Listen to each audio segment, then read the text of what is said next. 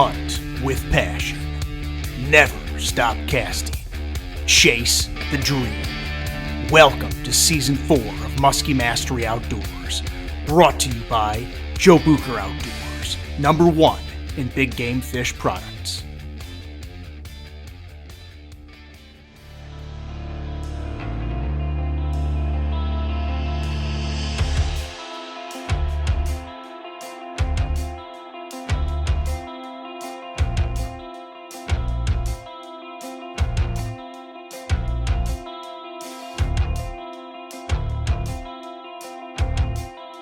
Then we'll go to the next one. I want to get over that.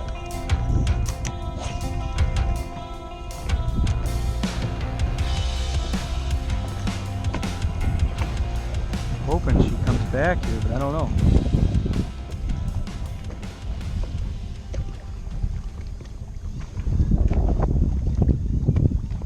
Here she comes, here she comes. Oh, good fish. Got her! Okay. Dude, that's a big fish, Mike. Where are you going? This way, trying to re-spoon her a little bit. Oh my gosh, dude. Re-spooner? Dude, that's a big fish. Oh yeah. Okay, coming this way. I'm not gonna hit the trolling motor just because I don't want to. Oh.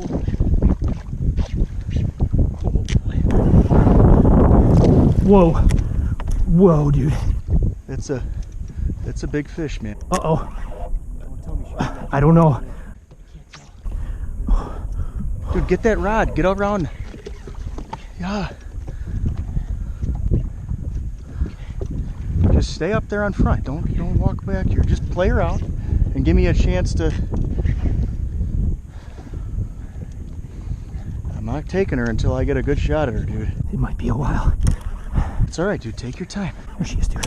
Holy crap. Pull her toward me. We got her, dude. Oh. We got her. It's a monster. Oh.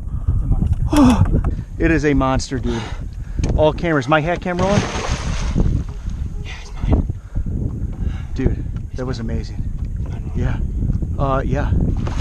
Dude, that's a huge fish, man. Wherever you are. Oh, guys.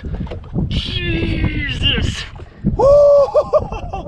Oh, guys, it's Chaz and I's Musky week, and I don't quite catch the numbers that he catches, but I've been catching the big ones, guys, and that right there is a big one. Rich, that is a monster, dude. Oh my gosh.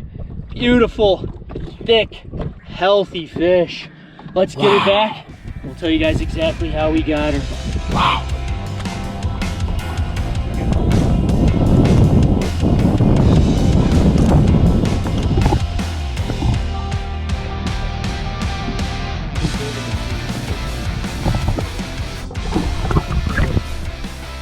All right, what's up, guys? Welcome to this Musky segment. I have got Musky Mike Richardson with me again. It is Musky week, and holy cow, dude, it was a dude. Yeah. That was unbelievable. That was nuts. Not only was it a big fish, but the fight was insane. Yeah, super intense fight. Oh my gosh. Just one of the craziest. It is. It's one of the best fights of all time. So guys, we're gonna bring 3 things up here. The first 2 are gonna be quick because we've talked about these before, and then Mike and I are gonna elaborate on number 3.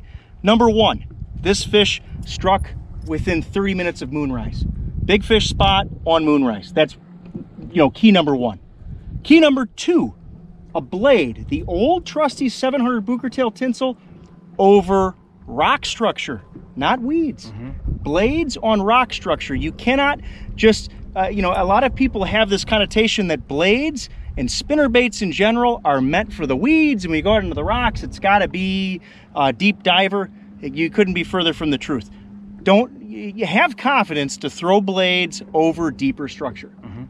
But number 3, Mike, talk to the folks about how you fought this fish, because guys, you watch this fight, it's really crazy, but hey, we caught the fish, and it's because Mike's, it wasn't hooked really well. No. It was hooked outside of the face. Yeah, fleshy part outside of the face. It's scary, really, especially because you can see it's boat side.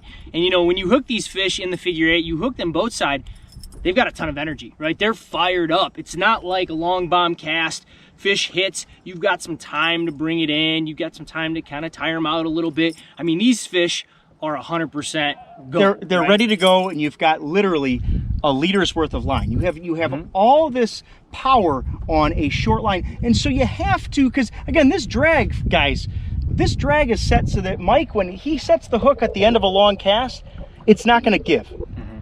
But you do want give at the boat side, and again, this is set so it does have some give in it if there's some extreme situation where you do need a little bit of play. But outside of that, you need to engage free spool. Yeah, absolutely. And play the fish, which is, you did just phenomenally on that. So maybe talk through, you know, your thought process from when you set the hook to, you know, because again, we're talking about why would you do this? Well, Mike just said, big fish hit at the boat.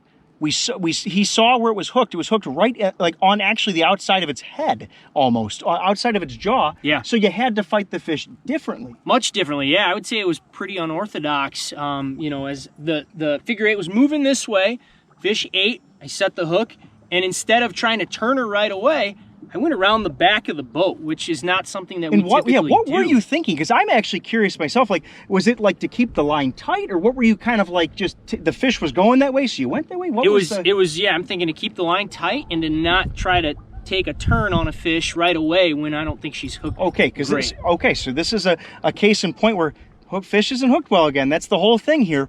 And so Mike was, you know, the fish is kind of going where it wants to go. You're just keeping a tight line. Yeah. But then maybe talk about, you know, how are you free spooling? You know, obviously in this fight you saw a lot of this. What is your, you know, kind of go-to move when you're free spooling? I mean, how are you doing? You know, I think you have to watch the fish, and as the fish is taking its power runs, that's when you're pressing the button. That's when you're applying pressure to the spool, but also letting the fish run a little bit. Now that's the key here, guys, because a lot of folks think, oh, we press the button and free spool, you just let them swim away. I hear that all the time guiding. But what Mike just said is apply pressure.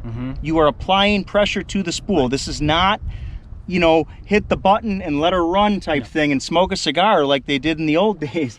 This is hit the button, but Mike, you let her run a little bit. Yeah, absolutely. She's gonna sprint, she's gonna run with it, and it's gonna wear her out. And that's when you re-engage, you start reeling it back in. You got to keep pressure on it the whole time, and just, you know, pray that you can get her to the net man in time. Yeah, and again, I think, you know, you tired her out just enough. She came up and paused for a second, and we got her. And then she went crazy again. Yep. But, so guys, those are the 3 keys. What a beautiful muskie. In northern Wisconsin, that's top tier, man.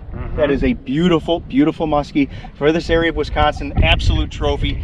Guys, we hope you enjoyed this segment. We, as much as we had, you know, putting it together, it was just amazing. And Mike, congrats on an awesome fish, man. Thanks, brother. Thanks. Well, guys, as always, thanks for watching. You're watching Season 4 of Musky Mastery Outdoors. Be sure to tune in next week for more exciting and educational musky and multi-species action.